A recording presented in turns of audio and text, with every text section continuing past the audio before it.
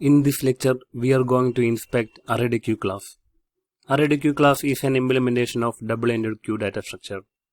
Internally, ArrayDQ uses array for implementation. DQ always stands for double-ended queue, such as operations are allowed at both rear and front. So, double-ended queues can always be used to mimic queues and stacks. In the previous lecture, we implemented queue using linked list. And implementation of queue using linked list remains most efficient compared to ArrayDQ. In this lecture, we will learn about the constructors and methods provided by ArrayDQ. There are three constructors available for ArrayDQ. One is an empty constructor. The second one is a constructor which accepts a collection. And the third one can be used to create an ArrayDQ by passing initial capacity to hold elements. We already learned how internally ArrayList works. Similar way, arrays are used to implement ArrayDQ as well. Hence the name. Now, let's have a look at the methods of ArrayDQ. On the right side, what you see is the return type of each method. The left side, what you see is the methods. The first method that we are going to discuss is add method, which can be used to add an element into ArrayDQ. The add first and add last methods can be used to add at the front and at the end of the DQ respectively. Clear method, just like all other collection classes, removes all the elements of the DQ. Clone method is inherited from object class and returns a copy of DQ. Contains method checks existence of the specified object, returns true if exists, else false. Descending iterator returns a reverse iterator of the elements of the ArrayDQ. Element method retrieves but does not remove the front element of the ArrayDQ. Get first and get last methods return first and last element of the ArrayDQ, and these two methods does not remove the items.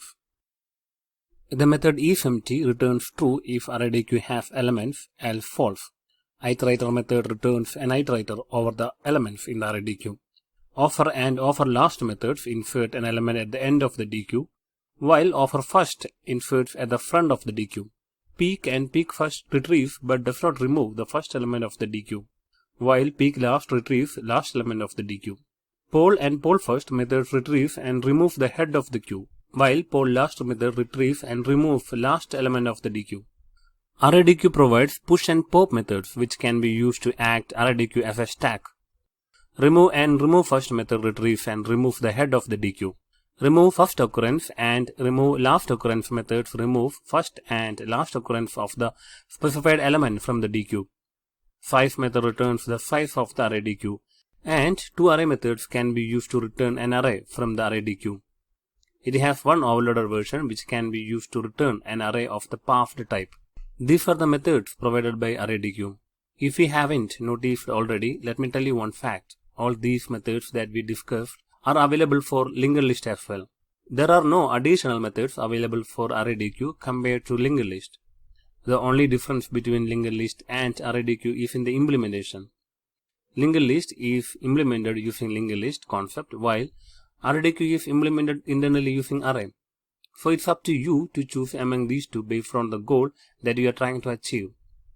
Among these two, the most efficient is linked list. This is why programmers are always prefers linked list over ArrayDQ, and this is why you rarely see ArrayDQ in production systems.